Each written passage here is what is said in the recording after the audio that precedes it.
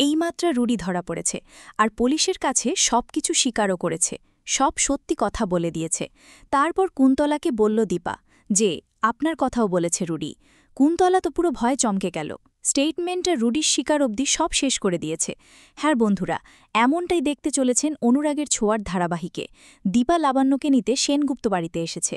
তারপর বলল, কেন এসেছ এখানে? দীপা বলল, আমি লাবণ্যকে নিতে এসেছি। লাবণ্যকে দিন, আমি এখান থেকে চলে যাব।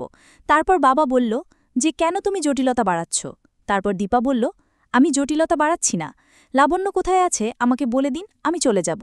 তারপর সোনা এদিক থেকে বলছে যে এই মহিলা এখানে এক মুহূর্ত থাকলে তাহলে আমি নিজেকে শেষ করে ফেলব। তারপর সূর্য ফেরাতে গেলে সূর্যকে ধাক্কা মেরে বলে যে আমি নিজের চুল কেটে ফেলব। তারপর কুন্তলা সোনাকে থামায়। কুন্তলা বলে, আমি থাকতে তোমার কেউ কিছু করতে পারবে না। এরপর সবাই মিলে দীপাকে বাড়ি থেকে বের হয়ে যাওয়ার জন্য বলে। তারপর সোনা দীপাকে ঘাড় ধাক্কা দিয়ে বাড়ি থেকে বের করে দেয়। হ্যাঁ বন্ধুরা, এমনটাই দেখতে চলেছি আগামী পর্বে। আমাদের চ্যানেলে যদি নতুন হয়ে থাকেন তাহলে সাবস্ক্রাইব করতে ভুলবেন না। পরবর্তী আপডেট পাওয়ার জন্য সাবস্ক্রাইব করুন। ধন্যবাদ।